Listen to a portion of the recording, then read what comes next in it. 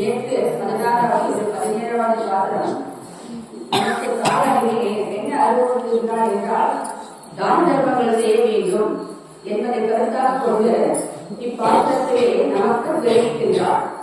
அம்பரமே தண்ணீரே ஓரை அரண் செய்யும் எம்பெருமான் நந்த கோபாலா எழுதுகிறார். கொம்பனத்தெல்லாம் குழந்தை குலவிளக்கே எம்பெருமாட்டி யசோதார் அறிவுறான் அம்பரம் ஊர் அறுத்து ஓங்கி உலவளர்ந்த உம்பர் கோமானி உறங்காது எழுதுகிறார். செம்பக்கழகடி செல்வா பலதேவா உண்மையும் நீயும் உறங்கினேங்கோ என்பாவார். இங்கே பாத்திரத்திலே இந்த ஆயஸ்ரீவர்கள் வந்து வாயில் காப்பாரை எழுப்புகின்றார்கள். இன்று வந்து இவர் கண்ணபிரான் உறங்கும் அவர் அரண்மனையிலே வந்து ஒவ்வொருவராக ஒரு குடும்பத்திலே எப்படி இருப்பார்கள், ஒவ்வொரு முதலிலே யார் படுப்பார்கள், யார் முதலில் இருப்பார்கள், கண்ணனுக்கு யார் பாதுகாவல் இருப்பார்கள் என்பதை இப்பாடிலே நமக்கு அறிவுறுத்துகின்றார். அம்பரமே தண்ணீரே சோரை அரண் செய்யும் எம்பெருமான் நந்த கோபாலா எழுதுகின்றார்.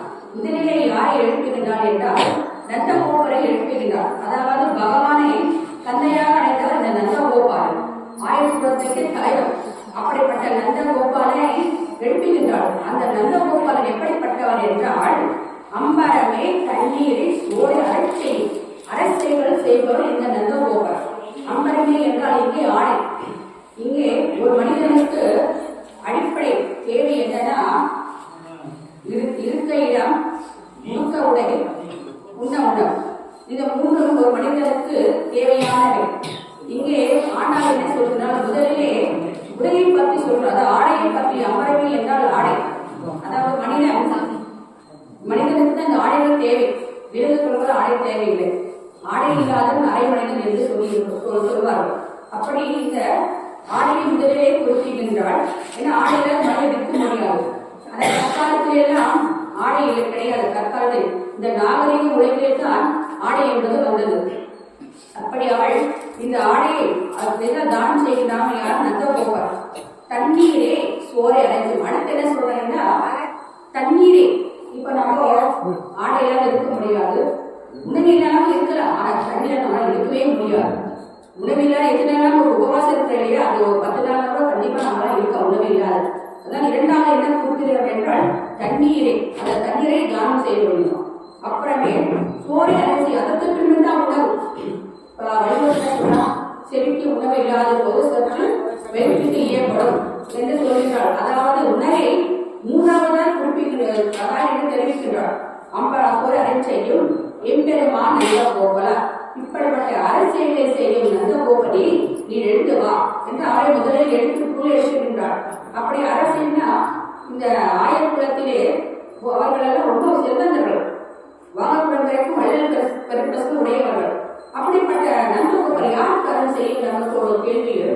அவர் என்ன யாருக்கு அருள் செய்தனா, பகவான் கிருஷ்ணன் நன்றாக வாழ வேண்டும், அதற்காக அவர் தான தர்மம் செய்கின்றார். இங்கே இவர் என்ன செய்தார், இந்த யுகத்திலே ராமன் தசரன் குழந்தை வர வேண்டும் என்று யாகமெல்லாம் செய்கிறார், தான தர்மம் செய்கிறார். ஆனால் இங்கே இந்த துவாபர யுகத்திலே இவரை நந்தகோபர் எதற்காக தானம் செய்தார், நம் கண்ணன் நன்றாக வளர வேண்டும். கண்ணனுக்கு கம்சனாலும் நிறைய ஆபத்துகள், அப்படிப்பட்ட ஆபத்து வரக்கூடாது என்று நம்ம செய்கின்றால். அது தவிர அவர் யாருக்கு செய்கின்றார் என்றால், ஏன்னா அவரோட செல்வ செழிப்போடு உள்ள ஊர் இந்த ஆயப்படை. வெளியூரில் வந்து வருகின்றார்களே அவர்களுக்கு தானம் தர்மம் செய்கின்றார்களா, அவர்கள் நன்றாக நம்ம இடத்துக்கு வந்த பிறகு அவர்களுக்கு உண்ண உணவு, உடுக்க உடை, இருக்க இடம் தனிப்பட தானம் செய்கிறார் என்று அப்படிப்பட்ட பெருமை வாய்ந்த நந்தகோபன் எழுப்புகின்றாள். அடுத்து கொம்பனாக்கெல்லாம் கொடுந்தே குலவிளக்கே. இப்ப ஒரு பெண்ணு வந்து அடுத்த யசோதை எழுப்புகிறார். முதலிலே யசோதை இருக்கப்போ அடுத்ததை இவரை எழுப்புகின்றாள். ஏன்னா ஒரு வீட்டுக்கு வந்து முதலில் தகப்பன், அதுக்கப்புறம் தாய். அப்ப தந்தையை சொல்லுதான் நமக்கு தாய், தந்தையை சொல்லுதான் நம்ம பகவானை அடைய முடியும். விட சொல்வதில்ல, குரு குருபா, குரு விஷ்ணு, குரு தேவா மகேஸ்வரர் சொல்ற அப்படிப்பட்ட நம்ம குருவை காட்டுவரையா நமக்கு தந்தைகள், தாய் தந்தைகள் முதலில் நமக்கு தெய்வங்கள். அப்படி இவருக்கு சொல்லி இங்கே இரண்டாவதாக யசோதையை குறிப்பிடுகின்றார். அவர் எப்படிப்பட்டவர் யசோதை என்றால், கொம்பனாக்கெல்லாம் குழந்தை குலவிளக்கு. இப்போ ஒரு கல்யாணம் ஒரு நம்ம பிறந்த வீட்டுக்கு போக என்ன சொன்ன அந்த பெண்களை குலவிளக்கு அவரோட கையிலே ஒரு விளக்கு கொடுத்து அந்த வாழை விட்டு விளக்கை ஏற்றுபவள், அப்புறம் அந்த குடும்பத்தையே விளங்க வைப்பவள் என்பது அவள் குலவிளக்கு என்று பெயர் பெற்றது. அப்படிப்பட்ட யசோதையான குலவிளக்கை இங்கே எழுப்புகின்றாள். இங்கே எழுப்புவதில்லை. கொம்பனார்க்கெல்லாம் குழந்தை குலவிளக்கே எம்பெருமாட்டி யசோதா எழுப்புகிறார். இங்க இவர் எழுப்புறார், நந்தகோபுரம் எழுப்புகின்றாள். ஆனால் இந்த தாயார் இவரை அறிவுராய் என்று சொல்லுகின்றாள். குலவிளக்கு யசோதா அறிவுராய் என்றால் யசோதை எழுப்பவில்லை இவர்கள். ஏனென்றால் இந்த ஆயிரக்குளத்திலே பெண்கள் எல்லாம் ஒரே கலையில் எழுதி விடுவார்கள். அவருக்கென்று கடமை உள்ளது. தயிர் கடைவது, வெண்ணெய் எடுப்பது, மோர் எடுப்பது, இப்படிப்பட்ட வேலைக்கு அன்றாட வேலை, பசுக்களை பார்ப்பது, அப்புறம் சிறுபுல் மேலும் இப்படி அவர்களுக்குள்ள அன்றாட வேலைகள் இந்த பெண்கள் எல்லாம் செய்வதால் தாயர்களை எழுப்பவில்லை. எழுப்பாமல் என்ன சொன்ன அறிவுரா, அதாவது உங்களுக்கு நாங்கள் வந்திருக்கிறோம், இந்த ஆலயத்திற்கு நாங்கள் வந்திருக்கிறோம், நீங்கள் அறிந்து கொள்ள வேண்டும், அறிந்து நீங்கள் எழுந்து வர வேண்டும் என்று இந்த தாயார் நமக்கு சொல்லியிருக்கிறார். அறிவுராய் அம்பரமே மூடறுத்து மோங்கி உலகளந்த உம்பர் கோமானி உறங்காது எழுகிறாய் செம்பற்கடை செல்வா பலதேவா. அடுத்து யார் எழுப்புறா? பலதேவர், அதாவது கண்ணானுக்கு பெரியவர் அண்ணன் கலராமன், அவரை எழுப்புகின்றார். என்னன்னா உம்பர் கோமானி அம்பரமே மூடறுத்து மோங்கி உலகளந்த. இங்க முதல்ல அம்பரம் என்பது ஆடையை குறிக்கின்றது. இந்த இரண்டாவது அம்பரம் எது குறிக்கிறதுனா ஆகாயத்தை குறிக்கிறது. அதுக்கு ஒரு அர்த்தம். இந்த ஆகாயத்தை ஊடறுத்து யாருன்னா வாமன அவதாரிக தாய் வாமன அவதாரத்தை குறிப்பிடுகின்றார். பகவான் என்ன செய்கின்றார்? மகாபலியிடம் யாசகம் கேட்கின்றார். யார் பொருட்டு? தேவர்கள் பொருட்டு. அவருக்காக என்ன செய்யறார்? 3 அடிக்குள்ள வாமனாக அமர்ந்திருத்து 3 அடி மண் பிச்சை கேட்கின்றார். அவர் கேட்கும் போது அந்த இவர் மகாபலியை உகந்து அவருக்கு 3 அடி மண் கொடுக்கின்றார். அப்புறம் ஒரு கால் என்ன செய்கிறாள்? ஆகாயத்தை நோக்கி மூடறுத்து அம்பரமை உறுத்து ஓங்கி விளங்குகிறார்.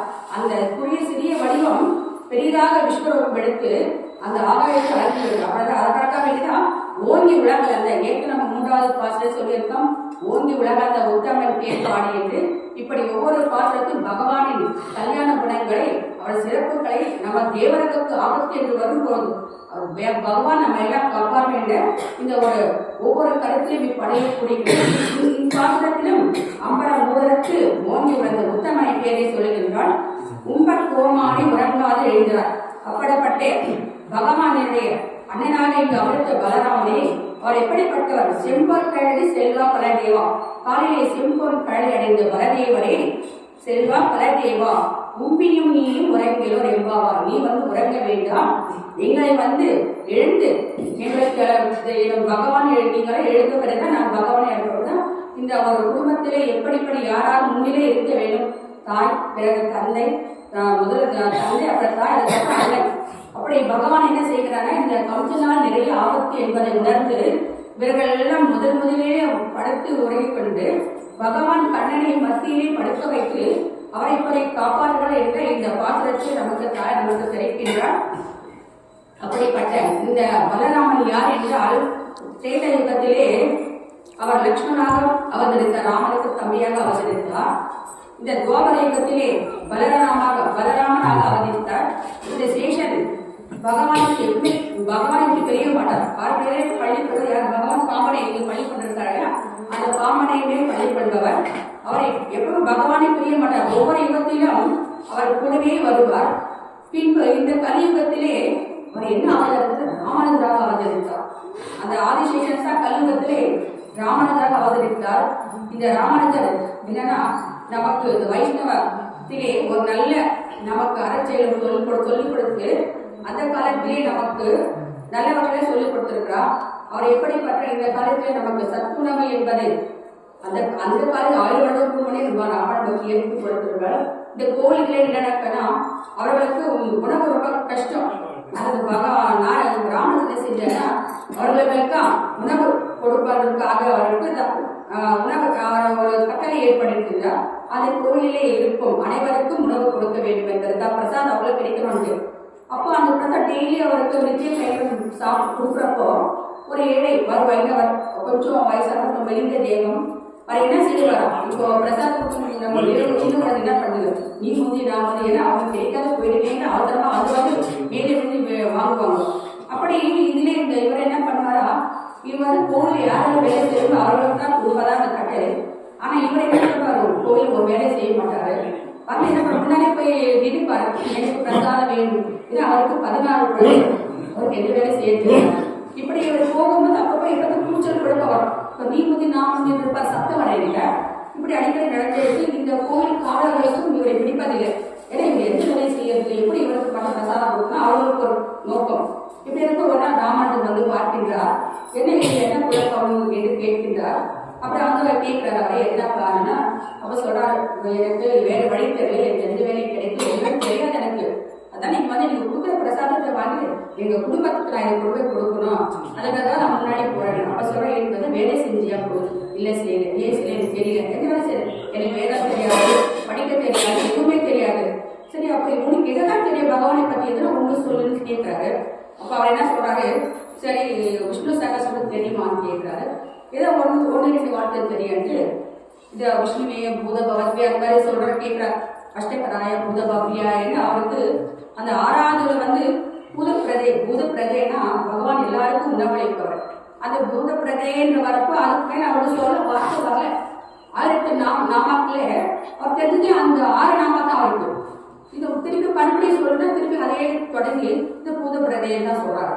இப்போ பகவான் சொன்னானா, சரி உனக்கு இதுதான் தெரியுது, என்ன பண்ண இங்க வந்து வரவதே பகவான் இந்த பூதப்பிரதே நமகா என்று தினமும் சொல்லிவா, பகவானை உனக்கு தேடி உணவளிப்பார் என்று சொல்லி அனுப்பிவிடுகிறாள். மறுநாள் இருந்து அந்த அந்த அந்த வயதில் வருவதில்லை. அப்புறம் பார்த்தா அமைதியா நடந்து போய் பிரசாதம். அப்புறம் ஒரு நாள் பகவான் இது ராமன் வந்து கேட்கிறாரு, இந்த திரும்பி அவர் வராரா, ஏதாவது பிரச்சனை பண்றாருன்னா, இல்ல இல்லக்கா ராமன் இல்லையா வருவதில்லை, இவர் மலையில வருவதில்லை, என்னன்னு தெரியல வரல. இப்ப எதுக்கு ஏன் வரல, எப்பத்துல அவர் வரலன்னு கேட்கிறாரு. நீங்க எதுக்கு சொன்னீங்களா, உங்களை தேடி உணவு வரும் என்று அன்னைக்கு சொன்னீங்களா, அன்னைக்கு அவர் வருவதில்லைன்னு கேட்கிறாங்க. சரி, அப்ப யாருன்னா அப்ப பகவான் ஏதோ அவர் கடன் போடுகின்றார்.